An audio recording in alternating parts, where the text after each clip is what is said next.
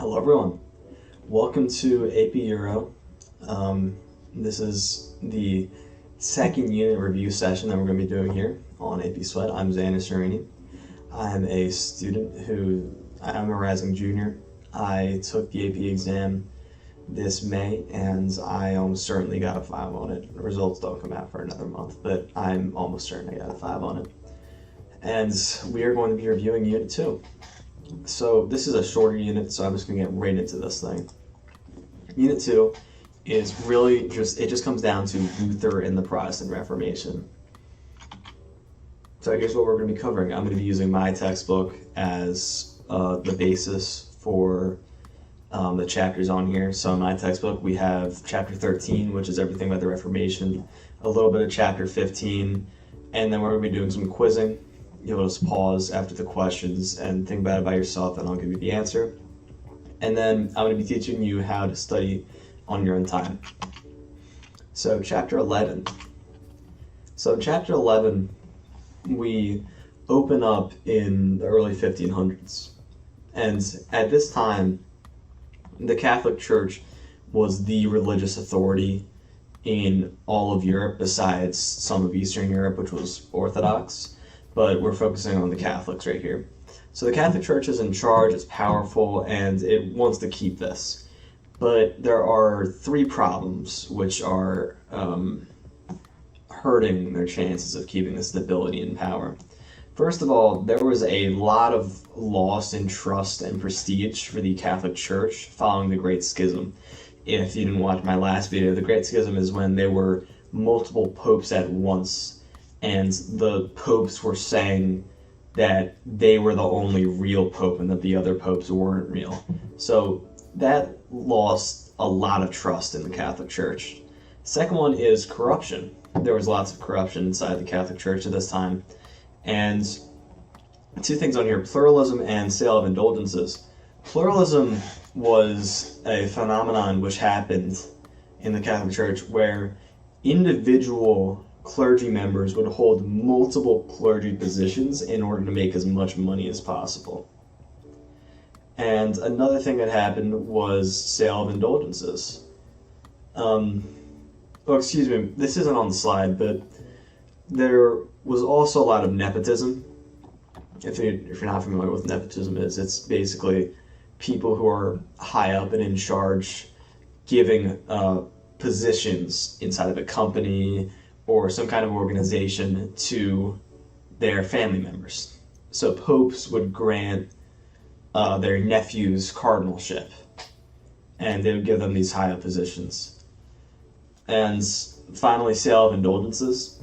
If you're not familiar with the theology behind the Catholic religion, there is this process called indulgence, where I believe it's a sacrament called indulgence, where you do these prayers and you go through this process and you get rid of your sins, basically. And the Catholic Church was, instead of making it a process that you go through, the Catholic Church was offering just to sell it to someone. So I would be able to just give the Pope $500 and I would have all my sins wiped clean. And this was viewed as very corrupt and very greedy. Finally, Renaissance and printing. There was translation of the Bible into vernacular languages, and if you're not familiar with vernacular languages, that's native tongues in written language, like German, English, French, instead of Latin.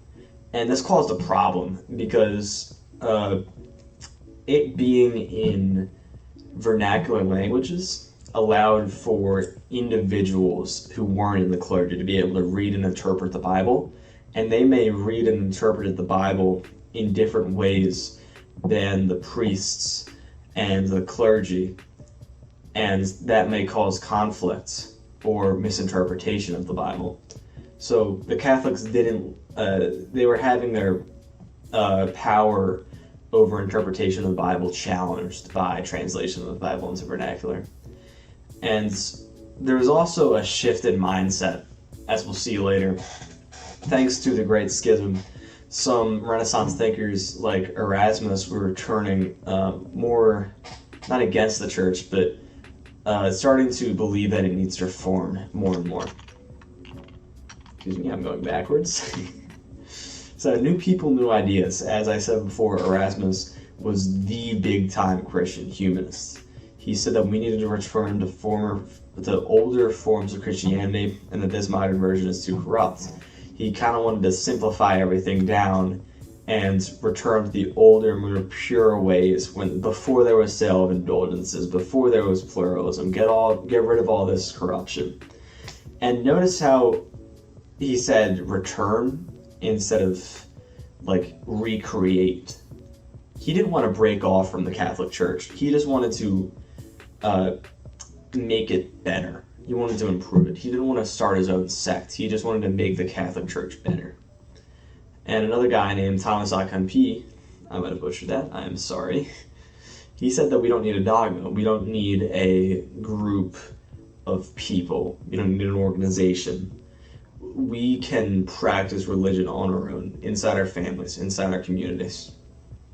And the biggest new thinker was Martin Luther. He was a bright young theologian, and he increasingly became more disillusioned with the Catholic Church. And this led him to publish the 95 Theses. And these were 95 complaints that he had against the church, 95 reasons why the church sucked. And inside these complaints, the biggest points were his attacks on most of the sacraments. And if you're not familiar with sacraments, sacraments are the key tenets of Christianity. If you want to do some more research on your own time, I would recommend this. Things like communion, Eucharists, things like that he was attacking. He was saying, no, they never said this in the Bible. And I'll get on that later. I'll get back to that later, rather. And another thing that he didn't like was the sale of indulgences. He saw that as corrupt. He thought it was plain and simple corruption, and he didn't like that. Things that he did believe in was the priesthood of all believers, that the idea that no one believer should have more spiritual authority than another one. Because in the Catholic Church, there's the Pope. And the Pope has certain powers that the Catholics say God has given him. But Luther didn't believe in this. He didn't believe in having a Pope. He thought that was unfair. He thought that was not how it really was. Another thing that he believed in was that faith alone can achieve salvation or justification.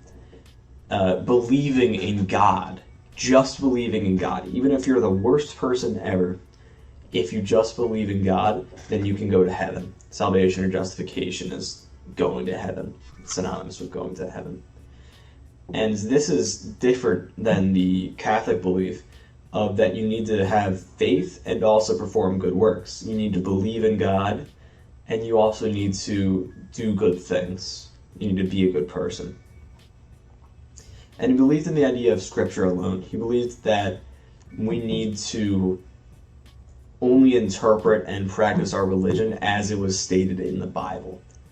And this was a major attack against the Catholic Church because there's many things which weren't explicitly stated in the Bible, like a lot of the sacraments weren't explicitly stated in the Bible. So Luther saw that and he was saying, okay, well, now we gotta get rid of these sacraments. The Bible never said anything about this. We need to get rid of them.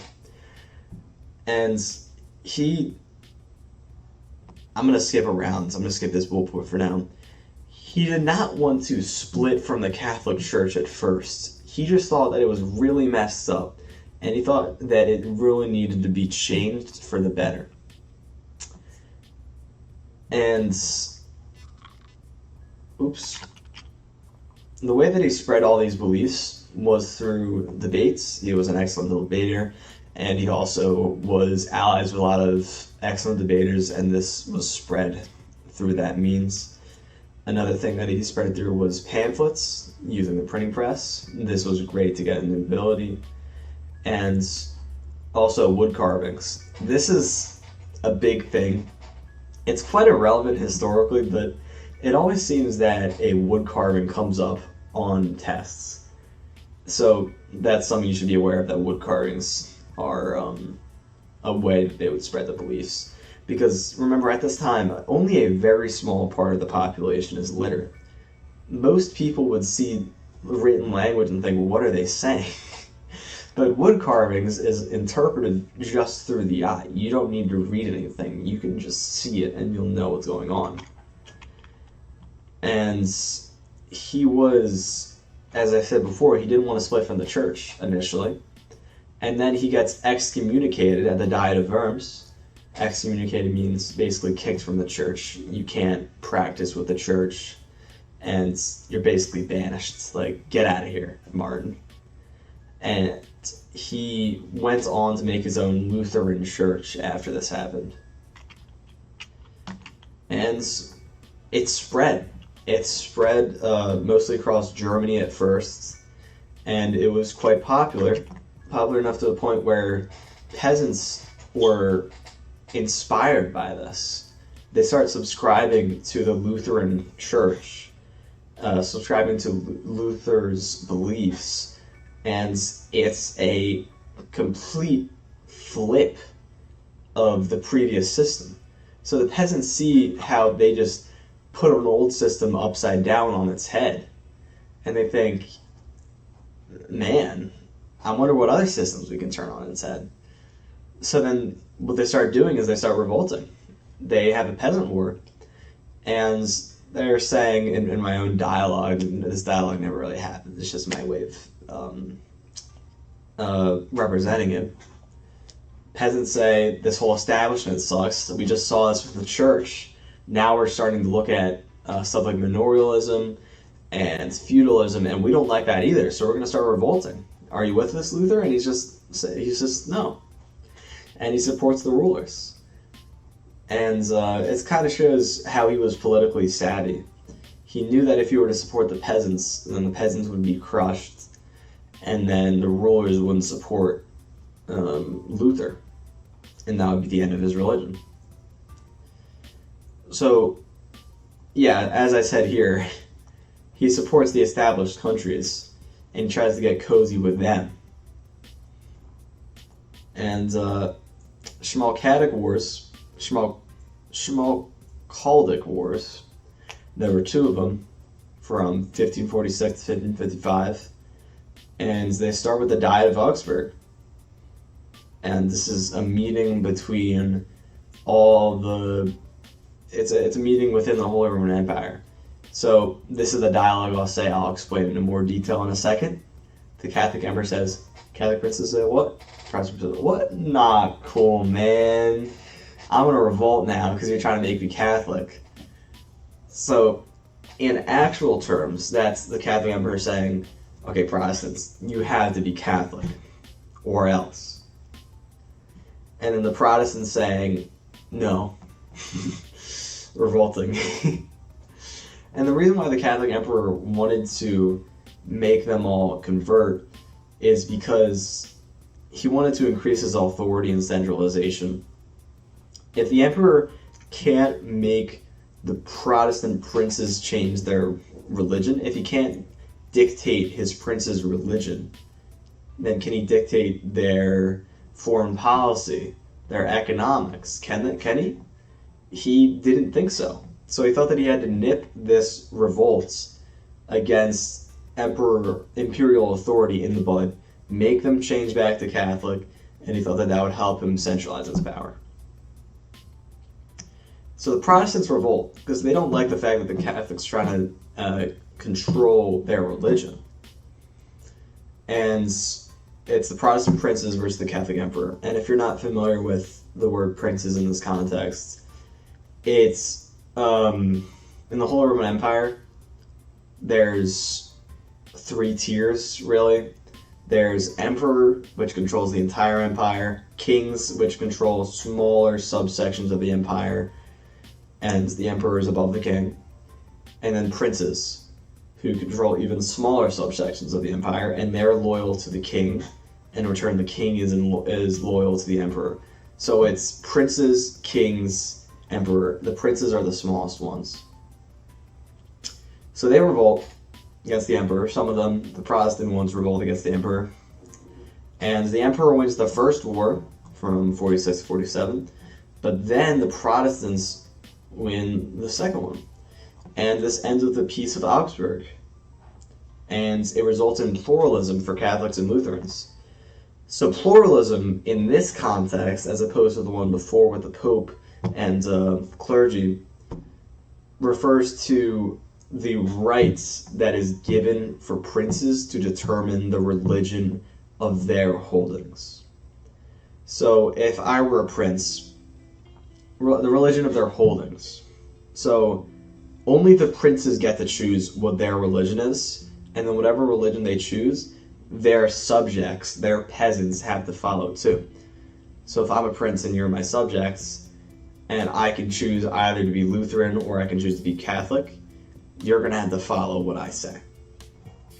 Now, the king or emperor can't tell me what to do, but I can tell you what to do. That's pluralism. And some other new religions spawn out of this, because people are seeing this Reformation, they're starting to think more, and some new ideas, and they're thinking more, but they're also seeing the Catholic authority being eroded by this Reformation. And some new religions were made. Now, a religion, Anglicanism, wasn't made with the idea of thinking more. It wasn't made for theological reasons, it was made for political reasons. King Henry VIII, he had 6 wives, and he wanted to divorce. He had 6, excuse me. He had 6 wives throughout his entire life, and a reason why is because he struggled to produce a male heir. So, one of his wives, he wanted to divorce, so he asked the Pope, "Yo, can I divorce her?" Oh, and he wanted to divorce. King Henry VIII wanted to divorce her because she couldn't produce a male heir for him. So King Henry VIII asked the Pope, because the Pope is the one who approves or disapproves divorces, "Yo, can I divorce her? Can I divorce my wife?" And the Pope says no. And the reason why the Pope says no is because Charles V, who is the Pope's neighbor basically, would have attacked the Pope if he were to approve it. And this is because Charles V doesn't like King Henry VIII. So, King Henry VIII says, "Okay, well, I need to get this divorce. And now that the Pope just denied me, I guess I need to make my own religion." So he does. He creates this new sect of Christianity called Anglicanism. And the biggest thing that you need to know about it is that it is quite similar to Catholicism. It has some Protestant influences, but it's basically just Catholicism. But the biggest difference is that the king is made the leader. It's made the Pope of Anglicanism. The king has now both the administrative and religious authority over England. And this means that the king controls all the former church properties. The king can liquidate, sell all the valuable stuff that the church held in England. And this makes him quite rich. The next one is Calvinism. It was made by this guy named John Calvin, and the biggest idea behind this was predestination. He believes that we are all destined to either go to heaven or to go to hell. Before we're even born, we are destined to either go to heaven or go to hell. And we can't control whether we go to heaven or hell, but there are signs to know whether we will go to heaven or hell. And one of these signs to know if you're going to heaven is if you're going to join the Calvinist church. And this is also referred to as Reformed, Dutch Reformed. And as you can tell, this was popular in the Netherlands and in that area. And this would lead to the 30 Years' War for reasons I will explain later. So the 2 new religions, Anabaptists, very radical. they were hated, and the reason why is because they thought that children should choose if they want to be baptized or not, rather than them being automatically baptized. And the reason why this isn't liked is because if someone isn't baptized, then they're technically not Christian. Even if you completely believe it, if you're not baptized, you're not Christian. That's just how it is. So these royal figures who want to have as much control over the population as they can, including religious control, want to have as many baptized Christians as they can. So like, no, just baptize them right away. Why are you making this complicated? Just make me more loyal Christians. And these Anabaptists don't believe in that. So they're hated. And they had a foothold in Munster, Germany, and it got radical. It's very interesting. Read it in your textbook. It's really cool, but it's not important enough for me to talk about here. And finally, Zwinglianism. It was Ulrich Zwingli's religion, and it was kind of like Lutheranism, kind of like Calvinism, but it spread in Switzerland, specifically in Zurich, where it kind of had a theocracy, or a government-controlled, like a church-controlled state in Zurich. Very interesting. I would research that more if I were you too. So where it spread? In Germany, Lutheranism, specifically in the north of Germany, Lutheranism was popular. In Sweden and Norway and Denmark, Lutheranism was popular. It spread well up here. In England, Anglican was the dominant religion. And in the lowlands over here and a little bit of France, Calvinism was popular. And the Zwinglian Reformation happened here, so Zwinglianism was popular here. Social impacts. There were social impacts for this. And one of them is the fact that the family was less emphasized by the Lutherans. This means less marriages, later marriages, less marriages, and lower birth rates. The Catholics were more adamantly pro-family, have kids, make a family, and make some more Christians for us. But the Protestants were less like that. Women's role was diminished because in the old way it used to be is that the women were the determiners of a household's religion. But now, because of every believer are priests, anyone can determine their own religion. It doesn't have to be the woman in the household. Protestant schools were made, and if you remember going back here, Scripture alone, this is one of the Protestants' beliefs. This means that they believe that the Bible is extremely important, and they believe that everyone should read it if they can. So the logical outcome of that is that these schools emphasize literacy and increase literacy. And some radical groups like Puritans and the Calvinists, well, not really Calvinists. Calvinists weren't really radical, but the Puritans were. They tried to ban entertainment, music, drinking, stuff like that. They tried to ban. So the Catholics weren't just sitting idly by while this Reformation business was happening. They were actively trying to fight it using their own Counter-Reformation. So the Catholics tried to reform their church in order to win over those on the fence of going Protestant or those who have already become Protestant. So they did stuff like incorporating humanism into their religion, mysticism, which is kind of like magic, and they made some reforms. And they made new orders like the Jesuits. And the Jesuits were this group, it was an order, it was a group of the Catholic Church which tried to educate as many people as possible, and they were very pro-conversion. They tried to convert as many people as they can, try to educate as many people as they can. And the guy who made this was Ignatius of Loyola. Ignatius of Loyola, he was a warrior. He fought in many wars, and he became so handicapped that he couldn't fight anymore. So instead of fighting physical wars, he decided to fight a spiritual war. in order to become the best possible Christian that he could.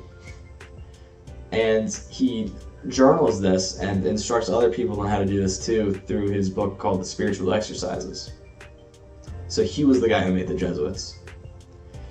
And they held the Council of Trent to find some reforms and doctrinal changes that they should make. And it was mostly anti-corruption measures that they took.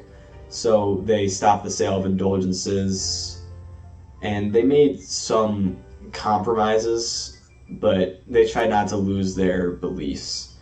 Like, one example is that Luther attacked many of the sacraments, but they held on to the sacraments.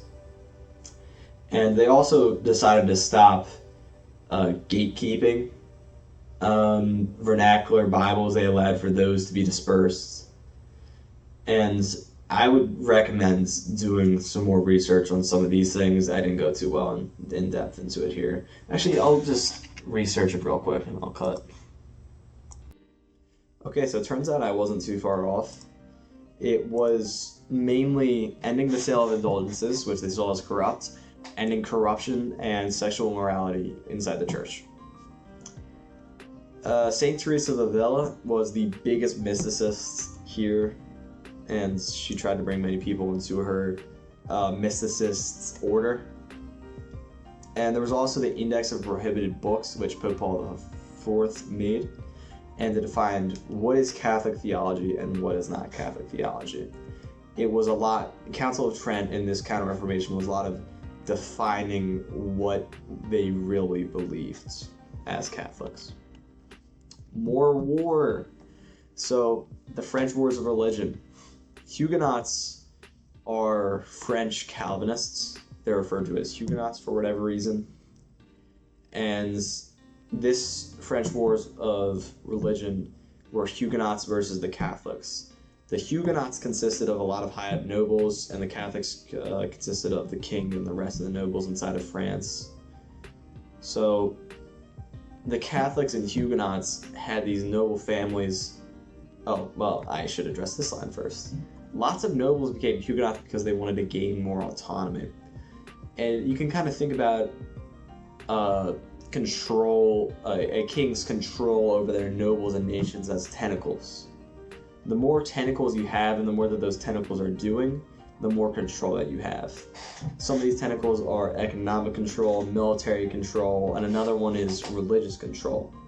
This religious control tentacle can be cut off by the nobles because they don't want to be controlled. And the way that it can be cut off is by stopping to share the same religion as the king. So if the king has less religious control over you, you have more autonomy. You have more freedom. You can do more of what you want. And this is what a lot of these high-up French nobles wanted. So Catholics and Huguenots would massacre each other. One example is the St. Bartholomew's Day Massacre. There was a marriage going on between the Calvinists, and some Catholics came in and murdered all the Calvinists in there. And it was horrible. And there were lots of these massacres and civil violence between all these people. And this resulted in a War of Three Henrys. So 3 Henrys, which you don't have to know the name of, you don't really need to know specifics about them, they were all trying to get the throne at once. And this ends in the Edict of Nantes, where Huguenots are legal in certain parts of France. They're allowed to practice their own religion in certain parts of France. They would be secluded into certain cities, and they would be only allowed to practice their religion there. This is important. Remember this name. Otherwise, and this War of Three Henrys resulted in one Henry coming out on top, of course. Otherwise, outside of just the places where they're allowed to be, it was outlawed. So the 80 Years' War was another war which was partially religious.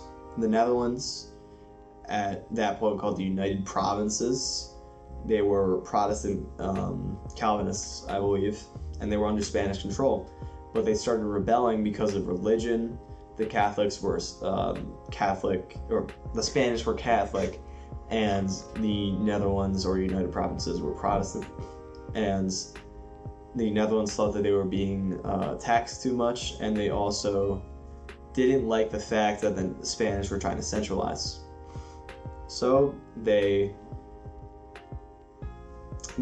Catholic Spanish tried to get people to calm down, but it boomerangs. It doesn't work out. So the north of the Netherlands, the north of the United Provinces, at this point it was the Netherlands plus Belgium, the north of the United Provinces breaks off and rebels, and the south stays loyal to the Spanish for now. And the Spanish can never win. Over the course of 80 years, they cannot take the north down. And Spain never gets back. Eventually, the southern provinces joins the northern provinces, and we have the Dutch Republic, but that is a later thing. That's a Unit 3 thing. So, England's ignore actually don't ignore it, embrace the dialogue. England had Elizabeth I, who was preceded by Bloody Mary. Bloody Mary was saying, kill everyone, get rid of all the Catholics, and she was a centralizing force, very absolutist. And then Elizabeth I was like, yo, chill, tone that down, when she took over and she was a moderate.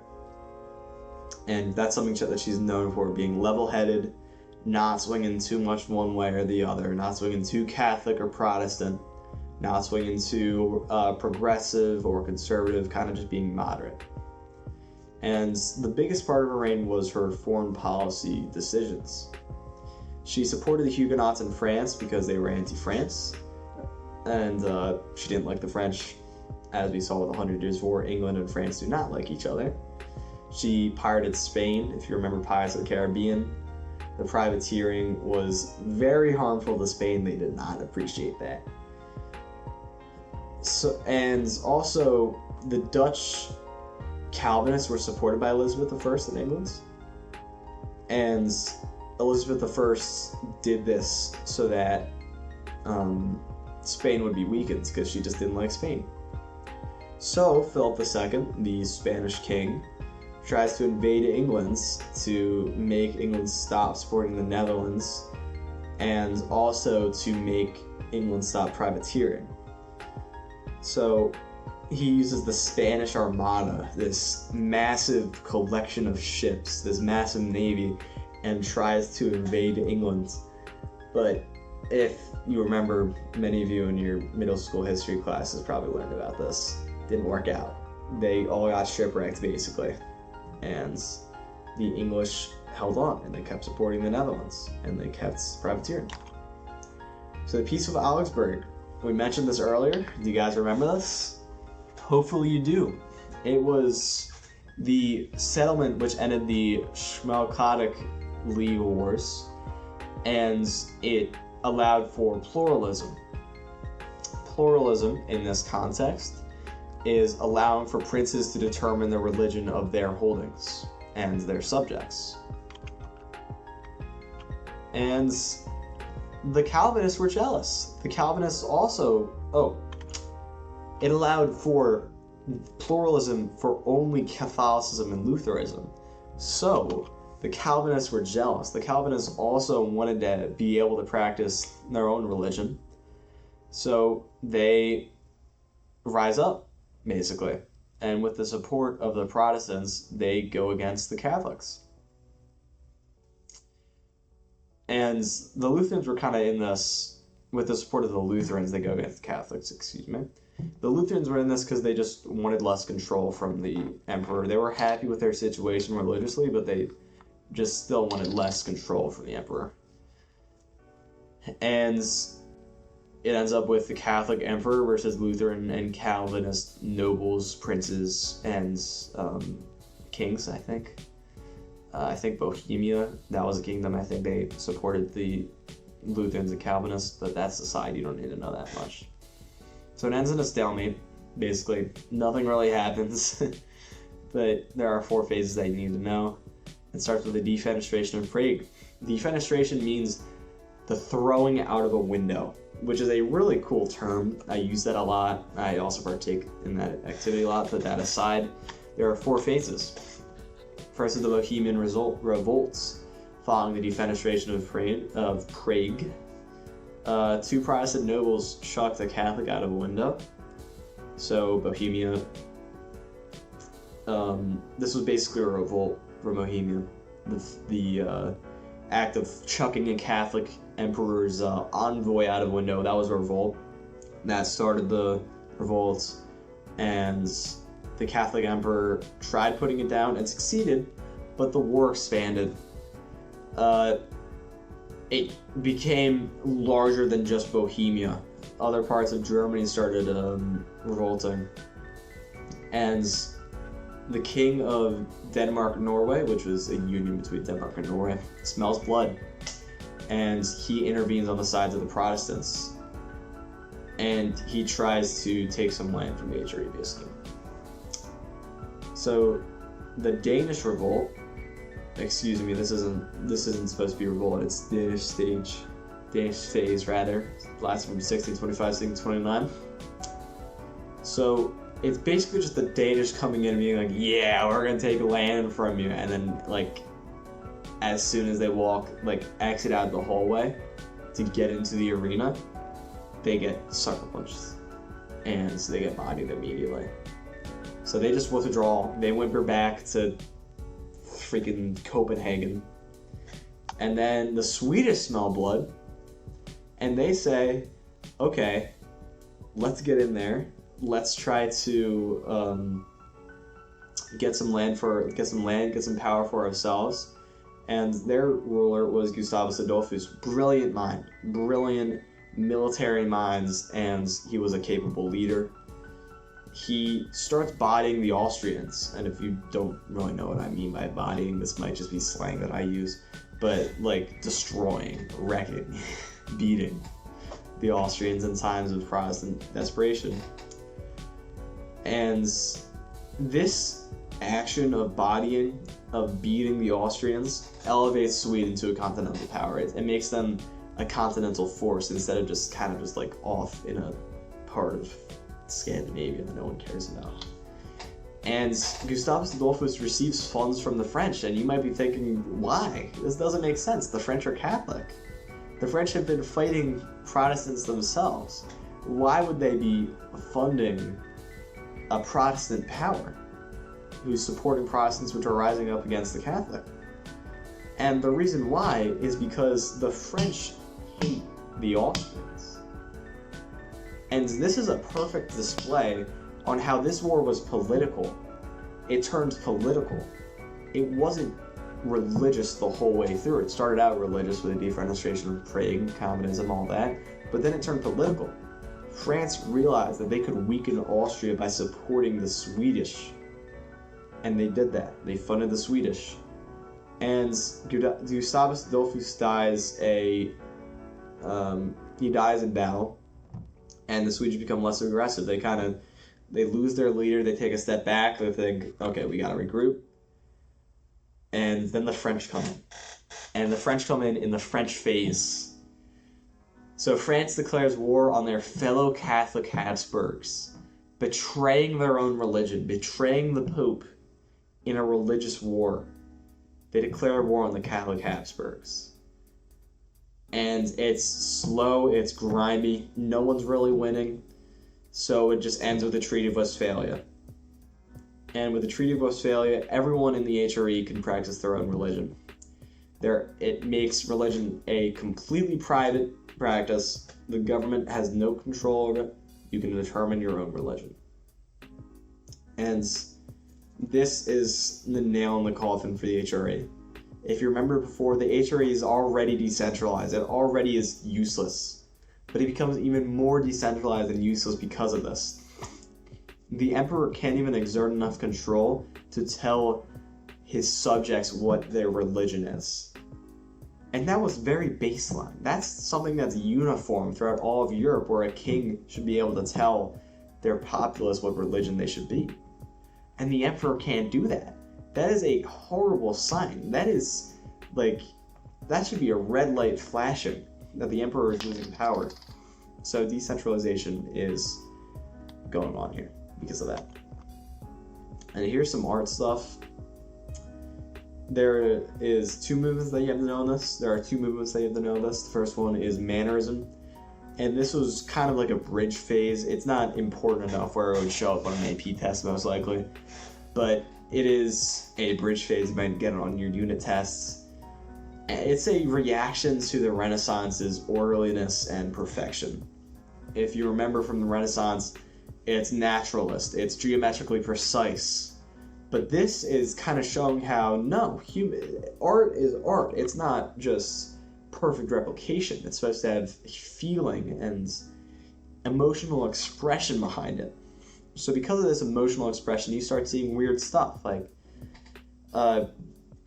like weird forms and stuff that has wrong proportions and just like strange off-putting colors. So, for example, not that there's anything wrong with having a long neck, but this woman's neck is above, it's large. It's not something that you would expect from a neck of a woman. This baby is quite long. This is not the proportions of an actual baby. This is a very long leg. And this stuff over here is kind of confusing. It's really marked by the turmoil and religious confusion of the time. This is something that would spawn from anxiety and confusion and early depression that comes from not being certain of religion. So as I said down here, just to restate what I said before, exaggerated proportions, stylized, complex composition, weird colors and lighting, and emotional expression. Here's another example. This is definitely more of an emo one, but kind of just like looking at the size of the shoulder, looking at how small the head is in comparison to the torso, and looking at whatever this is definitely Mannerism, rather. And here's some art. This is some more art. This is Baroque, and yes, I believe that this is an AI image, but it still does the job. It shows the features of Baroque, and it's really the theatricalness of it. It's how dramatic it is. Look how dramatic this lighting is. Look how some parts of it are dark, and you can feel it. That's kind of what it is. This is a better example, a real example. Look how dramatic this all is. And that's what it's supposed to be. And people were funding this because they wanted to project their own power and their own influence, and they wanted to flex on their peers. So people like the church, absolute monarchs, merchants all commissioned this to be fancy and project their power.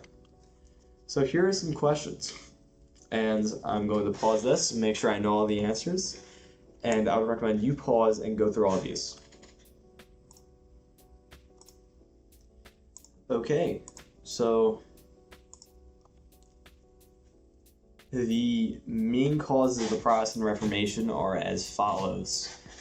We have corruption inside the church, a loss of distrust, or a distrust in the church from the Great Schism, and corruption which is seen in the church, as well as Renaissance ideas which questions the church's authority.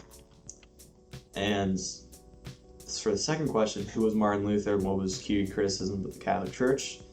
Martin Luther was a theologian and eventually a church leader. His key criticisms were that it was corrupt and that it didn't follow what the Bible actually said. It had all these unnecessary sacraments, and it was corrupt, and he just didn't believe that it followed what the Bible actually said. The printing press influenced the spread of the Reformation ideas because it made it much more accessible for people to be able to understand and digest and access these opinions. It's much easier for someone to understand your take if there are hundreds of thousands of manuscripts of it out there rather than it having to spread by word or just through a few manuscripts. The main theological difference between Lutheranism, Calvinism, and Anglicanism. Lutheranism, the easiest differences to make here is between each ones. So differences between Lutheranism and Calvinism. Lutheranism did not believe in predestination, meanwhile Calvinism did.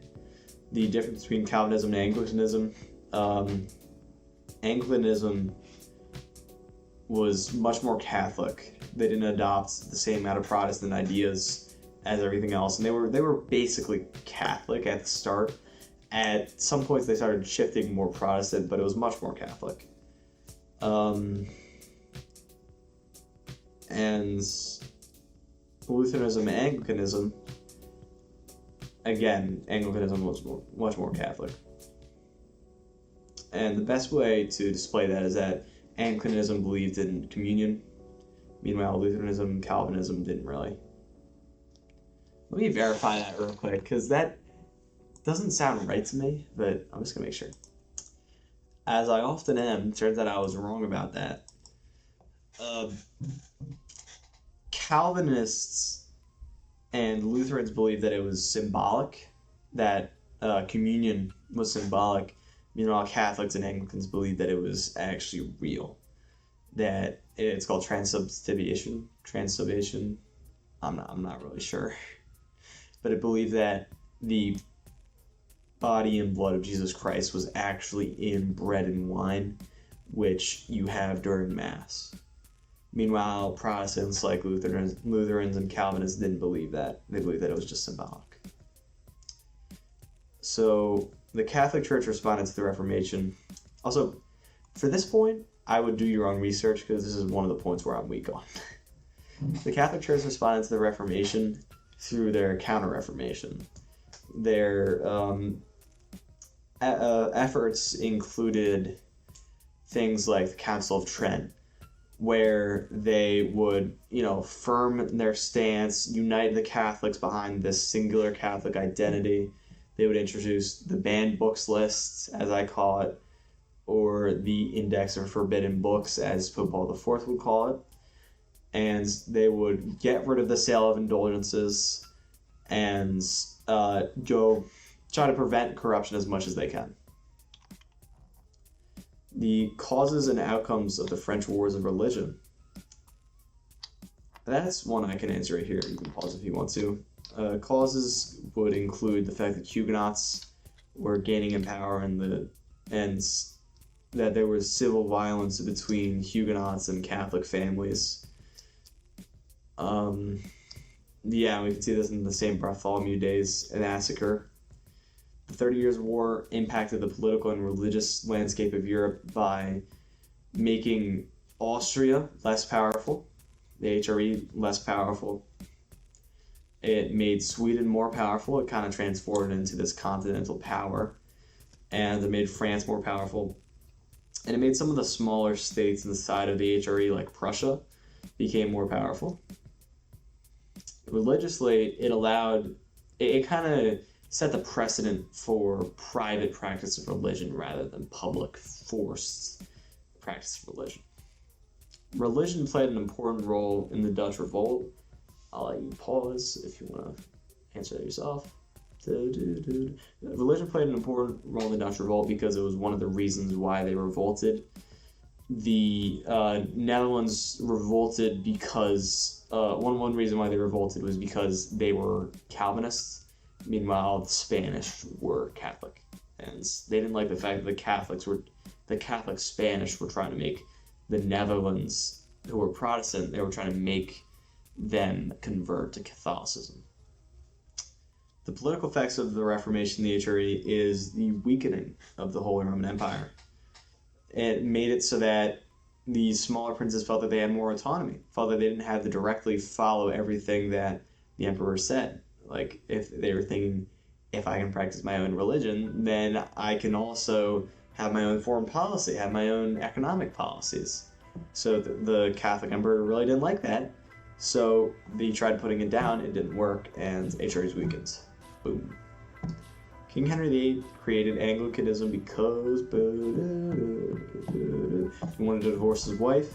Pope wouldn't allow it because the Pope was scared of King Henry VIII's enemy, Charles V, the Austrian emperor, the Austrian king invading the Pope, because Austria didn't like England, and Austria doesn't want England to have a male heir, which is the reason why King Henry VIII wanted to get a divorce in the first place.